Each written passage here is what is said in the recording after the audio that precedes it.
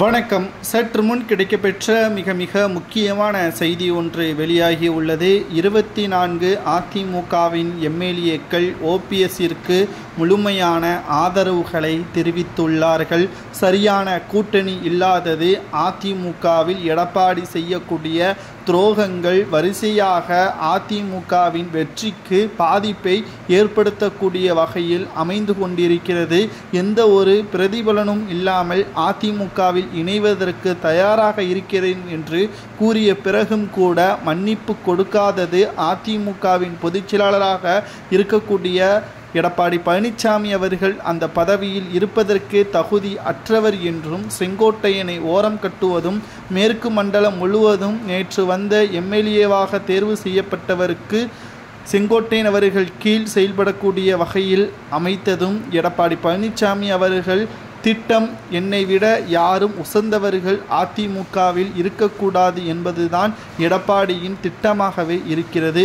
இது அதிமுகவின் வெற்றிக்கு வழிவகுக்காது என்றும், அனைத்திந்திய அண்ணா திராவிட முன்னேற்ற கழகம் ஒற்றுமையாக ஒரே அணியாக ஒருங்கிணைந்த அதிமுகவாக இருந்தால் மட்டும்தான் துரோகியான எதிரியான திமுகவை வீழ்த்த முடியும் என்றும் தற்பொழுது ஓபிஎஸ்ஸிற்கு ஆதரவாக தென் மாவட்ட நிர்வாகிகள் மற்றும் எம்எல்ஏக்களும் ஆதரவுகளை தெரிவித்துள்ளார்கள்.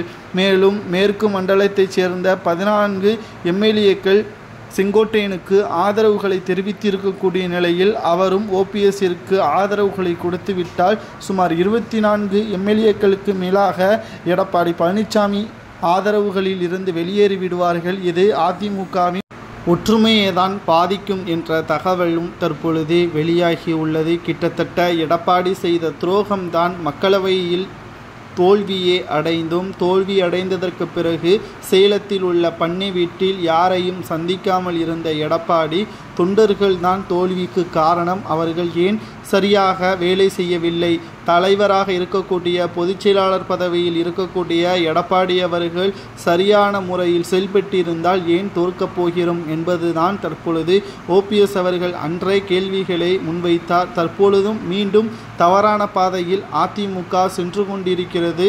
அதை தடுத்து நிறுத்துவதற்கும் அதிமுகவை மீட்டெடுப்பதற்கும் தான் ஓபிஎஸ்ஸிற்கு ஆதரவுகளை நாங்கள் கொடுக்கிறோம் என்று எம்எல்ஏக்களும் மாவட்ட செயலாளர்களும் அதிமுகவின் மிக முக்கியமான நிர்வாகிகளும் தெரிவித்திருப்பது சரியா தவறா? செங்கோட்டையனை ஒதுக்குவது அதிமுகவில் தற்பொழுது எடப்பாடி முடிவு எடுத்துவிட்டார். ஓபிஎஸ்ஐ போல் ஒதுக்கிவிட்டால் என்ன நடக்கும் என்பதை கூறுங்கள்.